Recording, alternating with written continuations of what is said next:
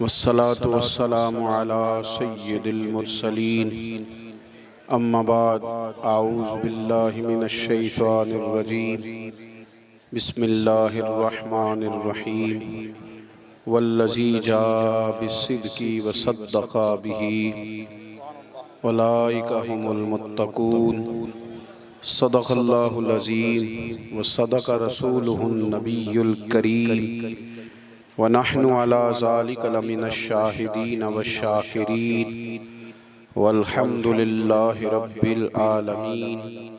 इन्नल्लाहा व मलाइकतहु युसल्लूना अलन नबी या अय्युहल्लज़ीना आमनू सल्लू अलैहि व सल्लिमू तस्लीमा। अस्सलातु वस्सलामु अलैका या सय्यदी या रसूलल्लाह व अला आलिका व अस्हाबिका या सय्यदी या हबीबल्लाह। अस्सलातु वस्सलामु अलैका या सय्यदी या नबीयल्लाह व अला आलिका व अस्हाबिका या सय्यदी या रहमतल लिल आलमीन। तमाम तारीफ़ें हम्द और सना अल्लाह ताला जल्ल मजदूल करीम के लिए, दुरूद व सलाम नबी अकरम नूर मुजस्सम शफ़ी मुअज़्ज़म आक़ाए कुल ख़त्म रसूल दानाए सुबुल अहमद मुज्तबा जनाब हज़रत मुहम्मद मुस्तफ़ा सल्लल्लाहु ताला अलैहि वसल्लम की बारगाह आली मर्तबत में हदिया दुरूद व सलाम अर्ज़ करने के बाद अफ़्ज़लुल बशर बादल अंबिया खलीफ़ा अव्वल बिला फ़स्ल अमीरुल मोमिनीन हज़रत सय्यदना अबू बकर सिद्दीक़ रदियल्लाहु ताला अन्हु की याद में ताजदारे सदाकत कॉन्फ्रेंस के खूबसूरत उन्वान पर मैं और आप यहाँ जमा हैं। अल्लाह हमारी हाज़री को कबूलियत का दर्जा अता फ़रमाए। मालिक दोस्तों का बंदोबस्त करना कबूल फ़रमाए। दीन के कामों में हम सब को इखलास की तौफ़ीक अता करे। रियाकारी तसन्नो बनावट ज़ाती शोहरत से अल्लाह सब को महफूज रखे। अजीज़ दोस्तों, अभी ऐलान हुआ था तिलावत और नात का। चूँकि मुझे सफ़र करने होते हैं तो मैंने इसलिए गुजारिश की, अपील की। तो मेरी ख्वाहिश ये है कि मेरी तकरीर के बाद, बयान के बाद तिलावत और नात सुन लें। मुश्किल काम तो नहीं ना जी। एक तिलावत और नात जो रहती है, चूँकि ये अल्लाह रसूल का जिक्र है, ये होता रहना चाहिए। और वैसे भी हम नज़रियात के कायल हैं, शख्सियात के नहीं। तो आप भी थोड़ी देर तशरीफ़ रखें जी। हमारे भाई को थोड़ा बिठा दें। आप तशरीफ़ रखें जी, इनसे मिलना है जी। इंतज़ामिया वालों ने प्यार करना है। अल्लाह ताला इनको बेहतर सिला। थोड़ी देर ज़रा मुझे मौका दें। और एक छोटी सी बात और कर लो, नाराज़ तो नहीं हो जाएंगे? सारे नहीं बोले, रहन दे कर देंगे। मेरा दिल था कि आज आपसे डायरेक्ट बात हो, मोबाइल के ज़रिए ना हो। मोबाइलों के ज़रिए तो पहले भी काम चलता रहता है, तो दिल करता था चलो मोबाइल रहने दें। नहीं जी नहीं, आज तो मैं गल्लां करनी है, तुसीं फिर करे आज मेरी भी मन देने इंशाअल्लाह। तो इसको ज़रा बंद करके जेब में डालेंगे तो ज़रा मुझे अच्छा लगेगा कि मेरी बात सुन रहे हैं। तो मूवी वाला भाई इंशाअल्लाह आपको दे दोगे ना जी? कॉल तो नहीं रखने लगे सारी? नहीं जी, उन्होंने भी वादा कर लिया, सारा मसला हल हो गया जी।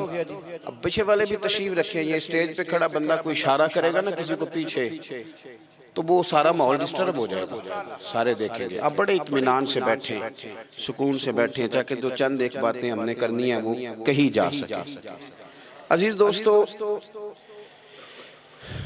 सबसे पहले तो एक बात अच्छी तरह समझ लें हज़रत सिद्दीक़ अकबर रज़ियल्लाहु ताला अन्हु के ताल्लुक से कि वो साबिकून अल अव्वलून में से हैं।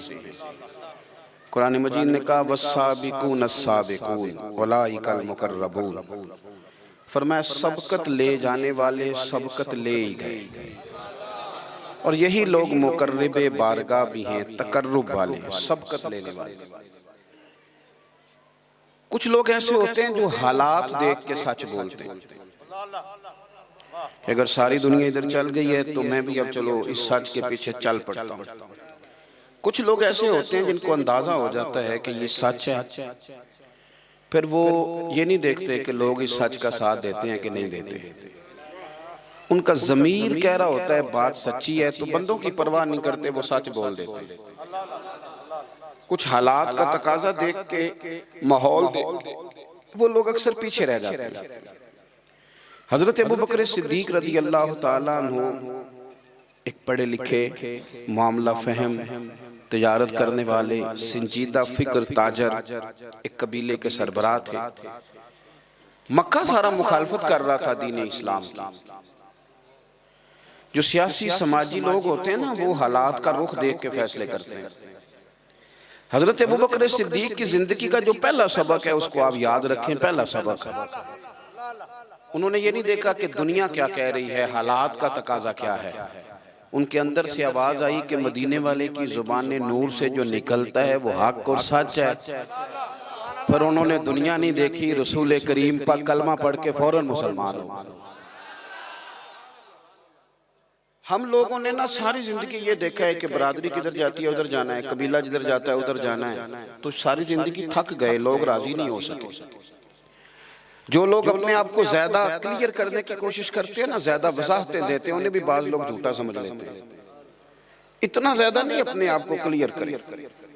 आप सच के लिए खड़े हों, सच का साथ दें, सच्ची बात कहने की आदत बनाएं और सच को कबूल करने की आदत बनाएं। हजरत अबू बकर सिद्दीक रज़ी अल्लाह ताला अन्हु की जिंदगी का कमाल यह है कि हालात का तकाजा नहीं, रब रसूल की रजा का तकाजा। ये जिस दिन हमारी समझ में मसला आ गया, अभी तक बड़े लोग अड़े नहीं हुए कि वाकया मेराज जी, अभी तक बड़े लोगों को परेशानी है। कल मेराज शरीफ का महीना शुरू हो जाएगा कि लो जी ख्वाब में हुई थी मेराज, ये कैसे हो सकता है कि 18,000 साल का सफर हो रात के थोड़े से हिस्से में, लैलम मिनल मस्जिदिल हराम इलल मस्जिदिल अक्सा। अभी तक अक्लमंद लोग अड़े हुए हैं। अभी तक अल्लाह रसूल के मामले में बहस नहीं करनी चाहिए, कबूल करना चाहिए।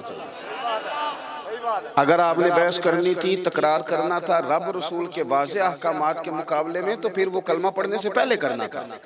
कलमा पढ़ने के बाद अमल करना है, बहस नहीं करनी। 18,000 साल का सफर, और सफर किस तरह हुआ कि सर्दियों में आप जाते हैं ना लिहाफ में, बिस्तर में, तो बिस्तर गर्म हो जाता है। ऐसी पंजाबी चाकीदा निगाह हो गया, थोड़ी देर बिस्तर से बाहर रहे तो वो दोबारा ठंडा हो जाता है। और वुजू करते हैं आप तो कच्ची जमीन पे पानी जब चलता है तो वो थोड़ी देर चलता है, फिर जमीन में जज़ब हो जाता है। दरवाजा बंद करें, लकड़ी का दरवाजा हो, लोहे की कुंडी हो, उसको बंद करें तो वो थोड़ी देर हिलती रहती है, फिर ठहर जाती है। सरकार ने हजारों सालों का सफर तय किया। मस्जिद अक्सा ही बड़ी दूर थी, रात के तो थोड़े से हिस्से में वही नहीं हो सकती थी। सूफिया कहते हैं 18,000 साल का सफर, मस्जिद अक्सा गए, जमीन व आसमान देखे, जन्नत दोज़ख देखे, सारा कुछ देख के वापस आए, लेकिन बिस्तर अभी गर्म था, कुंडी अभी हिल रही थी, वुजू का पानी अभी भी जमीन पे चल रहा था। खैर इसका जवाब आला हज़रत बरेलवी ने तो दिया है। वो कहते हैं ये इसलिए हुआ था कि जान है वो जहान की, और जान है तो जहान है। हुजूर निकल गए तो कायनात की जिंदगी चली गई, तो हर शय रुक गई।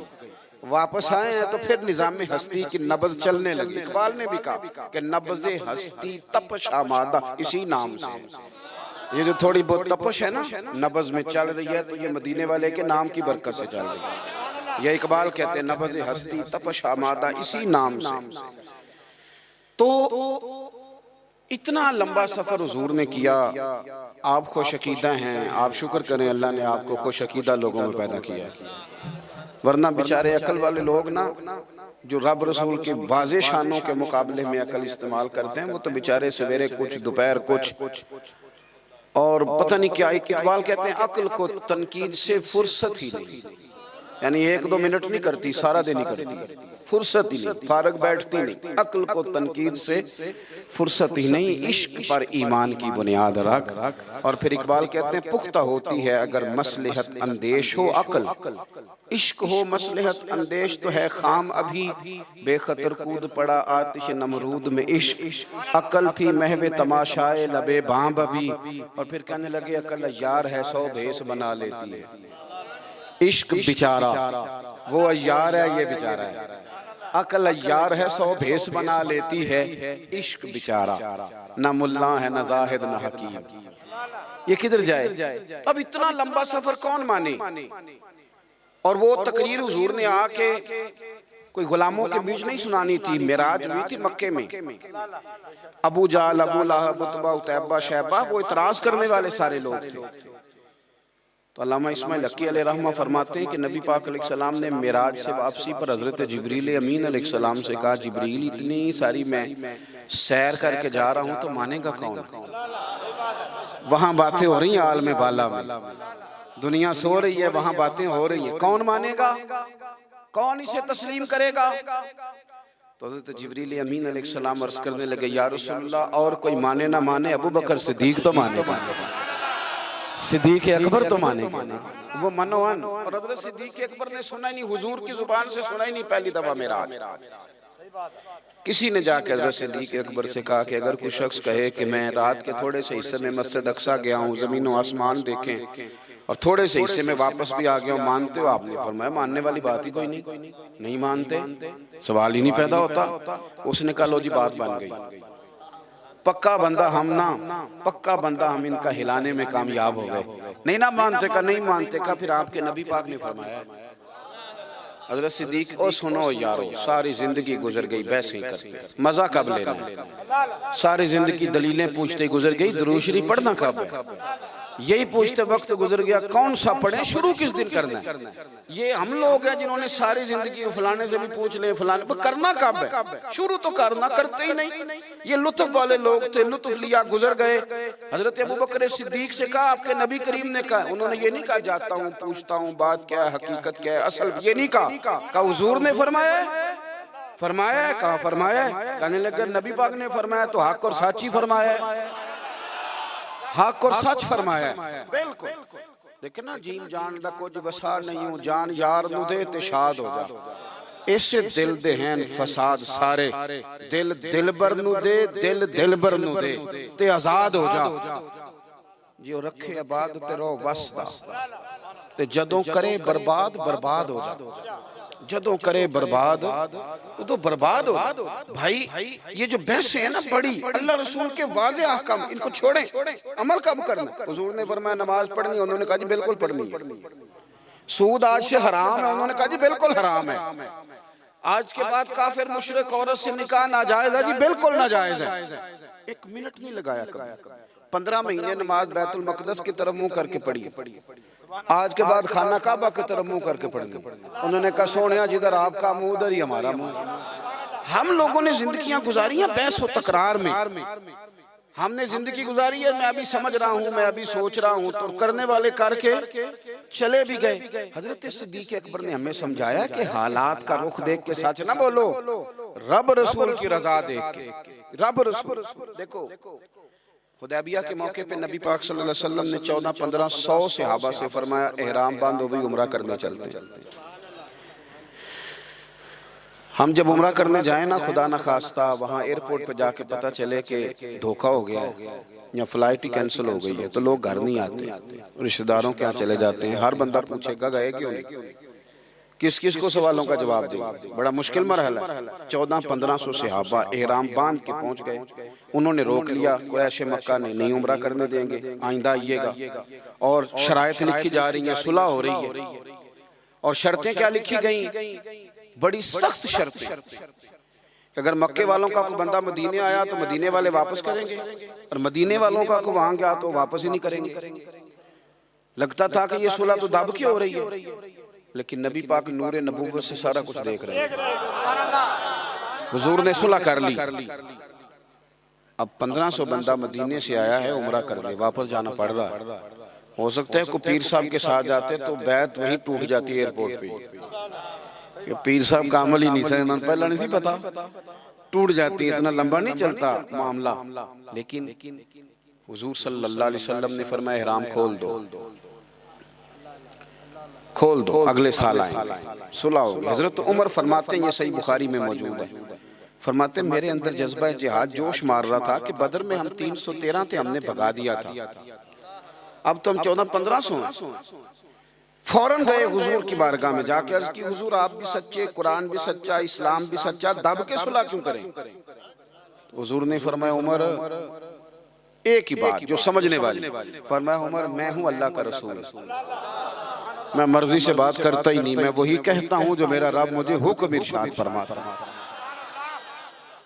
तो हज़रत उमर कहते मैंने फौरन अर्ज की, मैंने कहा हुजूर आपने फरमाया नहीं था उम्रा करेंगे? तो हुजूर फरमाने लगे कहा था करेंगे, ये तो नहीं कहा था कि इसी साल ही करेंगे। आप फरमाते मेरे अंदर चूंकि जज्बा जिहाद था, तड़प थी, मैं वापस आया और जनाब सिद्दीक अकबर से मिला। मैंने कहा अबू बकर हुजूर भी सच्चे, कुरान भी सच्चा, इस्लाम भी सच्चा, तो दब के सुलह क्यों करें? आप फरमाने लगे उस दिन पता चला कि अबू बकर का ईमान कितना मजबूत है। फरमाने लगे वही जुमले जो हुजूर ने मुझे कहे थे, वो इतने शनासा थे नबी पाक के मिजाज के, फौरन फरमाने लगे उमर वो अल्लाह के रसूल हैं, वो मर्जी से बात करते नहीं, वही कहते हैं जो रब उन्हें हुक्म इरशाद फरमाता है। तो मैंने कहा उमर हुजूर ने फरमाया नहीं था कि उम्रा करेंगे? तो कहते हैं हज़रत सिद्दीक़ अकबर के भी वही जुमले। कहने लगे कहा था हुजूर ने, ये तो नहीं कहा था ना कि इसी साल ही करेंगे। तुम मिजाज नबूवत समझो। हुजूर मेरा और आपका ये मसला बन गया, आप यकीन करें अभी तक इंशराह सदर नहीं, आपने नाराज नहीं होना। जिस दिन हमारे दिल के अंदर से आवाज उठ गई ना कि मुल्क में निजाम मुस्तफा नाफिज होना चाहिए, जब मैं तो बड़ा पुराना कह रहा हूं, मैं कह रहा हूं बहुत सारे पीर मौलवी भी नहीं चाहते इल्ला माशाअल्लाह, क्योंकि वो जिन्होंने अपनी अपनी अलग-अलग सल्तनतें कायम किया वो खत्म हो जाएंगी सारी। जब हम इसके साथ मुखलिस होंगे, हमारे अंदर से आवाज आएगी, इंशराह सदर नसीब होगा। तो जब दिल बदल जाते हैं तो फिर रब निजाम भी बदल दिया करेगा। हम अपने आप को तैयार ही नहीं कर पाए, किसी महफिल में नारे लगाने पड़े तो लगा देते, लेकिन ज़हनी तौर पर, फिक्री तौर पर, अमली तौर पर जब तक हम तैयार नहीं होते हुजूर के निजाम के लिए, तब तक वो मौसर नहीं मामलात हो सकते जो कि होने चाहिए। तो हज़रत सिद्दीक़ अकबर की जिंदगी का जो पहलू बड़ा खूबसूरत और समझने वाला है वो ये है कि रब रसूल के हुक्म के मामले में कभी बहस है, सूद हराम है ना। फिर जो लोग ये कहते हैं कि जी काम नहीं चलता, उनको क्या कहा जाए? यहाँ तो लोग बड़ी दलेरी से कह देते हैं मौलवी साहब आप बातें सुना रहे हैं 1400 साल पहले की, माज़अल्लाह झूठ के बगैर दुकान नहीं चलती। तो मैं कहता हूँ जो दुकान झूठ के बगैर नहीं ना चलती उसे चलना चाहिए भी नहीं, वो बंद कर दो दुकान, उसकी जरूरत क्या है जो झूठ बोल के चलानी पड़ती। मैंने तो देखा सच वाले की दुकान ज्यादा चलती है। लोग कहते हैं बंदा खरा है हमें 5 रुपए ज्यादा ले रहा है, बंदा ठीक है उधर ही जाना है उसी दुकान पे, सच तो बोलता है ना, सौदा तो खरा देता है ना। आप अपना तारुफ ठीक करें। अकल, इकबाल कहते हैं अकल कुर्बा कुन पेशे मुस्तफा, अपनी अकल ना नबी पाक के कदमों पे पेश कर, गुलाम हो जाओ हुजूर का, बस छोड़ दे। दूसरी बात ये, अगर हमारी जिंदगी में टारगेट बुराई हो ना तो हमारा ज़हन मुंतशिर हो जाता है। मेरे और आपके जो टारगेट्स हैं ना, ये नौजवान मेरी बात पे गौर करें, हमारे जो अहदाफ है ना उनमें महंगी कार है, महंगा मोबाइल है, एक बड़ा मकान है, कमरे के अंदर जिंदगी की सारिश, ये हमारे अहदाफ है। कुछ लोग थोड़ा आगे बढ़े तो उनकी जिंदगी का हदफ है कि मेरी कोई इतने 100 एकड़ जमीन हो जाए, ख्वाबें देखते ख्वाबें कि इतने मेरे महल हों, इतने पैसे हों, तो ये हमारे अहदाफ हैं। जिस तरह का इंसान हदफ बनाता है ना, अल्लाह ताला उसी तरह की उसे मंजिलें देता है और वो उन्हीं रास्तों में फिर चलता है। कामयाब होना नाकाम होना ये अल्लाह की हिकमत है, लेकिन चलता वो उन्हीं।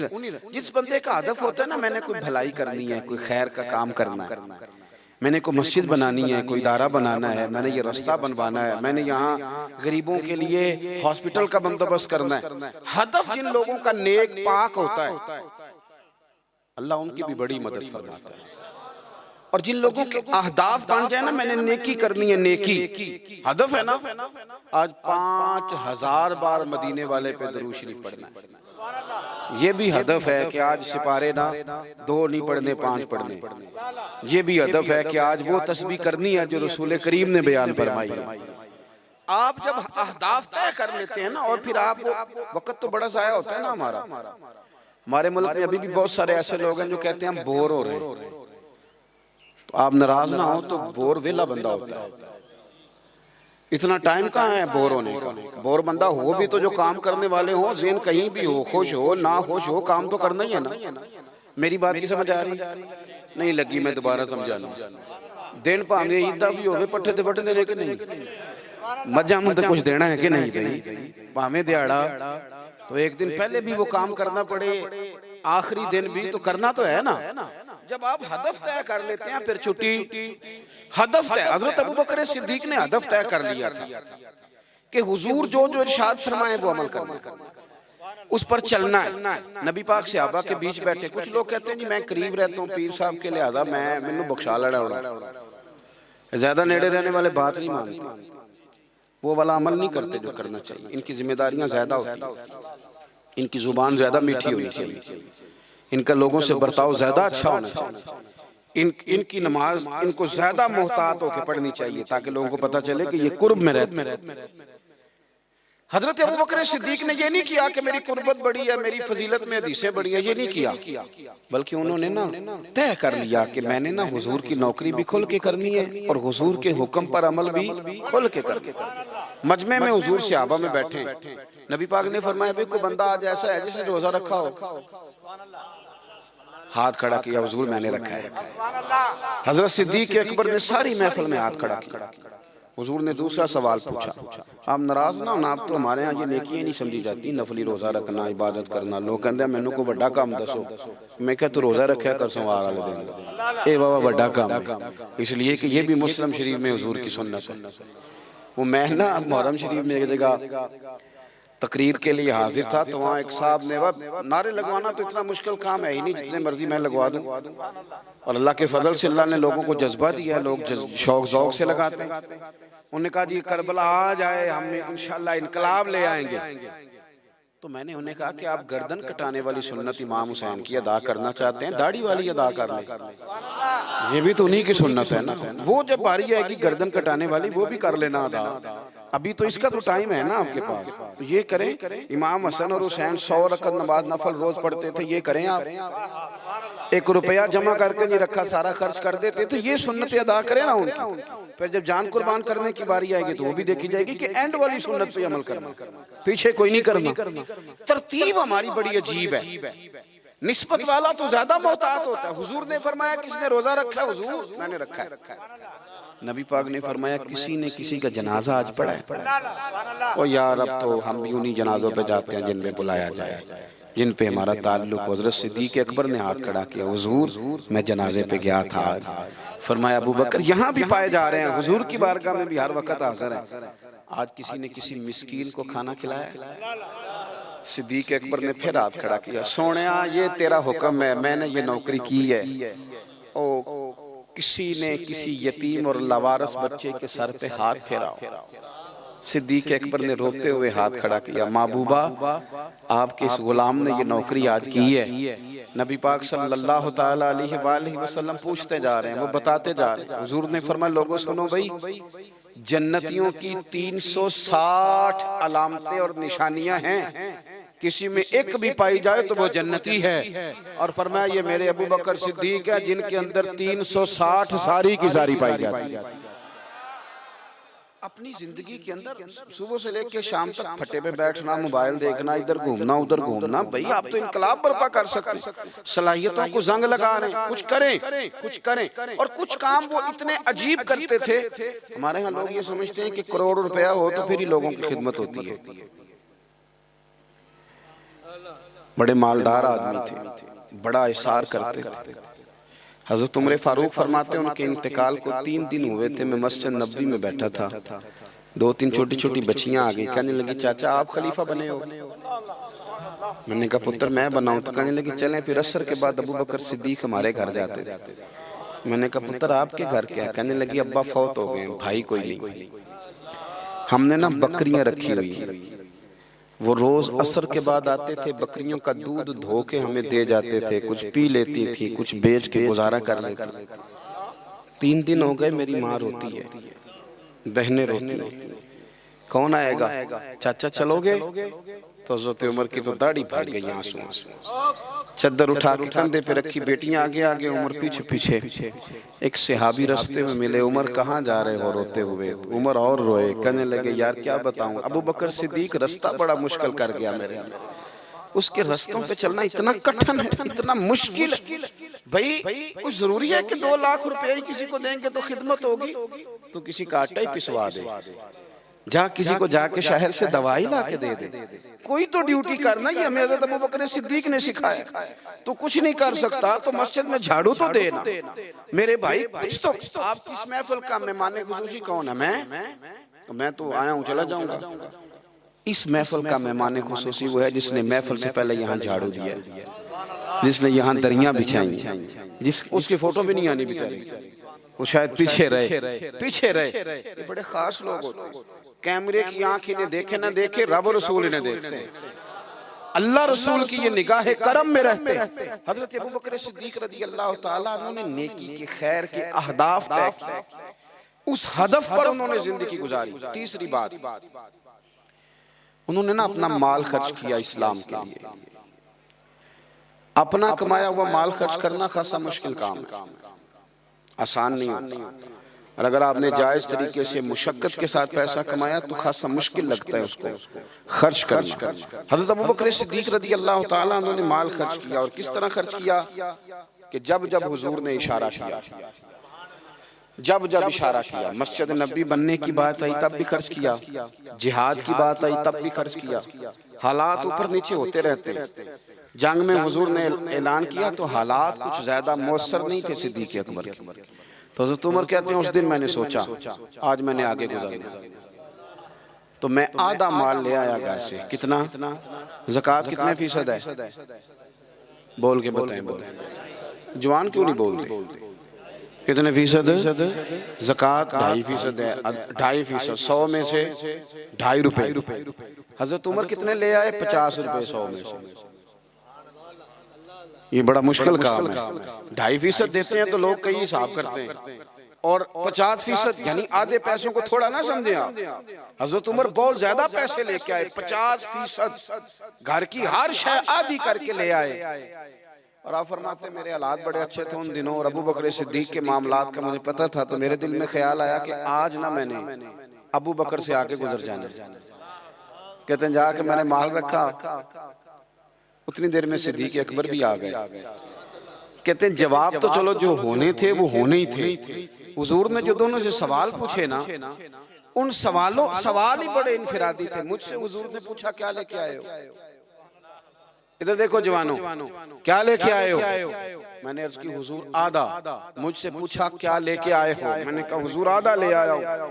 फिर गौर करना, पूछा क्या लाए हो? और अबू बकर सिद्दीक से पूछा घर क्या छोड़ के आए हो? आप देखिए सवालों में ही फर्क है। मुझसे पूछा जा रहा है क्या लाए हो, और उनसे पूछा क्या, और उनका जवाब भी बड़ा अनोखा है। इस सवाल का जवाब था हुजूर कुछ नहीं छोड़ा, सारा लेके आया। जवाब ये था, आप सवाल पूछते हैं ना कि खत्म हो गया खाना, तो कहते नहीं खत्म हो गया। हजरत सिद्दीक अकबर से पूछा क्या लाए हो, क्या छोड़ के आए हो? उन्हें कहना चाहिए था कुछ भी नहीं। हुजूर ने फरमाया क्या छोड़ के आए हो? क्या जवाब है, क्या हुस्न है। गोया वो कह रहे हैं कि हमको लावारस तो नहीं ना भाई, क्या छोड़ के आए हो? तो अर्ज करने लगे हुजूर घर भरा हुआ है, अल्लाह भी छोड़ आया हूँ, अल्लाह का रसूल भी छोड़ आया हूँ। रब रसूल का नाम है ना मेरे घर में।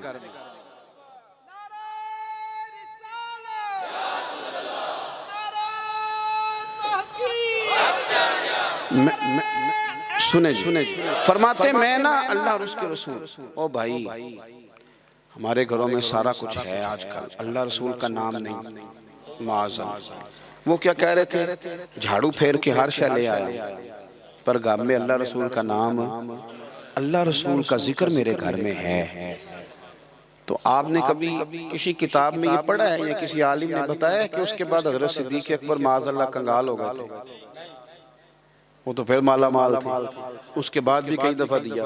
वो सबक बता रहे हैं, सबक हमें कि रब रसूल के नाम पे सारा कुछ भी लुटा दोगे ना, तो घर में अल्लाह रसूल का नाम होना चाहिए, बड़ी बरकतें अल्लाह अता फरमाए। हमने ना दौलत तिजोरियों में भर के रखी है, जो असल दौलत थी अल्लाह रसूल का जिक्र, उससे हम थोड़े से पीछे। अब हदीस पाक सुने, हर बंदा हज़रत सिद्दीक़ अकबर की अजमत बयान करेगा अपने इल्म के मुताबिक, फ़हम के मुताबिक, लेकिन उनकी शान तक कौन पहुंच सकता है? हज़रत अबू बकर सिद्दीक़ रज़ी अल्लाह तआला अन्हु की शान में बड़ी हदीसें हैं, लेकिन मैं इस हदीस पे आके ठहर जाता हूँ, तबीयत जम जाती है कि यार ये क्या मामला है। नबी पाक अलैहिस्सलाम ने फरमाया, लोगों मेरे पास जिसके भी पैसे आए हैं ना, मैंने अमानत समझ के खर्च किए, लेकिन जब अबू बकर सिद्दीक़ के पैसे आए मैंने अपने समझ के खर्च किए। अपने समझ, फिक्र कोई नहीं, जहां मर्जी लगा, अपने समझ के खर्च।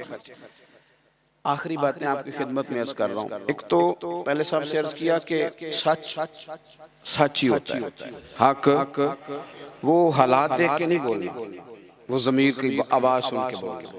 दूसरी बात, हदफ तय करें नेकी का, ये काम मैंने करने, आप हदफ तय करें, अल्लाह मदद करेगा। तीसरी बात मेरे अजीज, हजरत अबू बकर सिद्दीक ने माल खर्च किया। माल जो है ना, नबी पाक अलैहिस्सलाम ने फरमाया, आला हजरत ने फतावा रज़विया में हदीस लिखी है कि आखिरी दौर में दीन का काम भी दिरहम और दिनार से होगा, पैसों से काम होगा। आपको इदारे बनाने हैं, मसाजिद बनानी है, किताबें छपवानी है, तो किस तरह छपें? अपना माल हम, और हमने ये जिम्मा दे दिया अमीरों को कि अमीर खर्च करेंगे। हालांकि हमने वो हदीसें नहीं पढ़ी कि एक सहाबी किलो खजूरें लेके आ गए थे और मस्जिद नबी में माल का ढेर लगा हुआ था, तो हुजूर ने फरमाया ये 1 किलो खजूरें ना सारे माल के ऊपर बखेर दो, जितना सबको सवाब मिलेगा उतना इसे 1 किलो वाले को मिलेगा।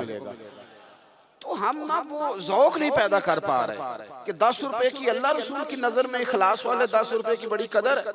हम सोचते हैं कि वो ना सारा कुछ चौधरी साहब ही आके करेंगे, हालांकि बरकत वाला जो माल होता है उसमें बड़ी खैर होती है।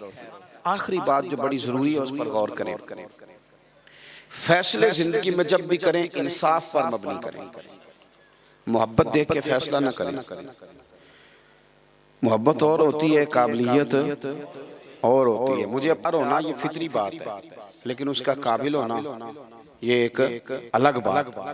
हर बाप को अपने बेटे बेटी से मोहब्बत होती है, ये फितरी तकाजा है, लेकिन वो काबिल भी हो ये जरूरी नहीं होता। हजरत सिद्दीक़ अकबर के अपने बेटे मौजूद थे, वो जाते वक्त किसी को भी खलीफा बना देते। मौजूद थी उनकी औलाद, मुसलमान थी, कलमा पढ़ती, सहाबी थे, 4 नस्लें सहाबी हजरत सिद्दीक़ अकबर बना सकते थे ना। और हजरत उमर ने तो कभी ऐसा नहीं किया कि तोहफे भेजे हों, दोस्ती बढ़ाई हो, बल्कि वो तो कहते हैं कि हमारी तो नेकियों में आगे गुजरने की दौड़ ही लगी रही सारी उम्र, मामला दौड़ में रहा। लेकिन हजरत अबू बकर का फैसला देखें, जब वक्त विसाल आया तो आपने फरमाया उमर को बुलाओ। सारी चीजें, वसीयतें, नसीहतें की, सब कुछ हजरत उमर के सुपुर्द किया। लोगों ने कहा कि अबू बकर सिद्दीक ये तो बड़े सख्त आदमी हैं, आप एक सख्त गीर आदमी को बना के जा रहे हैं। तो नबी पाक सल्लल्लाहु अलैहि वसल्लम के गुलाम ने क्या जवाब दिया? फरमाने लगे, मैं इस वक्त दुनिया से जा रहा हूँ, इस मौके पे बड़ा झूठा आदमी भी सच बोलने लगता है। मैं जब अल्लाह रसूल की बारगाह में जाऊंगा तो मुझसे पूछा जाएगा कि उम्मत के बारे में क्या फैसला करके आए हो, तो मैं कहूँगा उम्मत में जो सबसे बेहतरीन था उसे उम्मत का सरबराह बना के आया। हम लोगों ने ना फैसले मेरिट में नहीं किए कभी नहीं। ये इलेक्शन हो रहे हैं, फलां काम हो रहा है, वोट किसको देना, कहते सारी बरादरी उधर है। अब बरादरी को छोड़ें, ये बताएं सच किधर है, हकीकत किधर है? वो किसी और बरादरी का बंदा इलेक्शन लड़ रहा है तो वो बंदा अगर ठीक है तो ठीक है, फिर आप बरादरी ना देखें, फिर तो शख्स देखें कि वो सही जा रहा है। हजरत उमर के फैसले हमेशा मेरिट, हजरत अबू बकर के फैसले हमेशा मेरिट पे, हजरत उस्मान गनी, मौला अली शेर खुदा, इन लोगों के फैसले हमेशा हक की बुनियाद। हजरत उमर को बना के गए। मैंने दोस्तों से कहा था इस साल, मैंने कहा था कि हजरत उमर के हालात पर ज्यादा किताबें हैं, उनके वाकया ज्यादा हैं, क्योंकि उन्हें वक्त ज्यादा मिला ना, 10-11 साल। हजरत अबू बकर सिद्दीक को तो 2-2.25 साल मिले, लेकिन उनकी खिलाफत को मजबूत हजरत अबू बकर सिद्दीक ने किया। सारे फितनों का सर कुचल के खिलाफत सजा सवार के हजरत उमर को दी। अब ये जो हजरत उमर ने इतनी फैला दी खिलाफत और इतना बड़ा काम कर दिया दीन के लिए कि 24 लाख मुरब्बा मील पे फैल गया सारा कुछ, तो हजरत सैयदा आयशा सिद्दीका रदी अल्लाह ताला अन्हा कहती मेरी गोद में सर था मदीने वाले हबीब का और आसमान पे सितारे नूर भरे चमक रहे थे। मैंने अर्ज की हुजूर आसमान के सितारों के बराबर भी किसी की नेकियां हैं। अब हजरत आयशा का अकीदा भी समझे, उन्हें पता है कि नबी करीम को पता है कि आसमान पे सितारे कितने, और कोई उम्मती छुप के भी नेकी करे तो हजरत आयशा जानती हैं कि उस नेकी को भी मदीने वाले जानते हैं। कहा किसी की इतनी नेकियां भी हैं जितने आसमान पे सितारे हैं, तो हुजूर ने फरमाया है ना, है ना। हजरत आयशा बड़े तजस्सुस में थी, ख्याल था शायद मेरे वालिद का नाम ले। किसकी? तो हुजूर ने फरमाया फारूक आजम की। बेटियों का बाप से प्यार, तो कहती मैंने फौरन अर्ज की हुजूर मेरे वालिद का क्या हाल है, उनका भी तो आलम बताएं ना। तो नबी पाक ने फरमाया आयशा उमर की जिंदगी भर की नेकियां हों तो अबू बकर की एक नेकी का मुकाबला नहीं कर। अब बात को समझे कि कितना मजबूत है वो शख्स, कितना मजबूत है कि हजरत फारूक आजम रज़ी अल्लाह ताला अन्हु के खैर के कामों में भी दर्जा जनाब सिद्दीक अकबर का ज्यादा है। हदफ तय करें, मेहरबानी करें, जिंदगी को जाया न करें। लम्हात बड़े जाया हो गए और साबित करने की भी कोशिश ना करें कि हम सही चल रहे हैं। आप चलते रहें, वक्त खुद ब खुद साबित कर देगा। वक्त साबित कर दिया करता है कि जनाब यूसुफ बेगुनाह भी हैं और सच्चे भी हैं, और वक्त साबित कर दिया करता है कि वो मिस्र के जेल खाने के नहीं, मिस्र के तख्त के वारिस हैं। तो आप काम करें, कोशिश करें, दीन के लिए आगे बढ़ें, आप लोगों की फलाह के लिए, वतन की फलाह के लिए। हजरत सिद्दीक अकबर रज़ी अल्लाह ताला अन्हु ने हमें कहा कि ढूंढ ढूंढ के नेकी करो, जो तुमसे मुमकिन हो सके वो खैर का काम करो। दुआ करता हूँ जो मैंने कहा है अल्लाह उसे कबूल फरमाए। आप लोग बैठे जी, किसने उठाया? तशरीफ रखिए। और जहाँ हम गुफ्तगू के दौरान भूल गए अल्लाह हमें माफ़ करे। महफिलें होती हैं नजरियात की, सरकार के नाम की, शख्सियात की नहीं होती। ये महफिल मेरे नाम की नहीं, हजरत सिद्दीक अकबर के नाम की। तो मैंने जैसे कर्ज किया कि मुसाफिर हैं, हमने पहुँचना एक जगह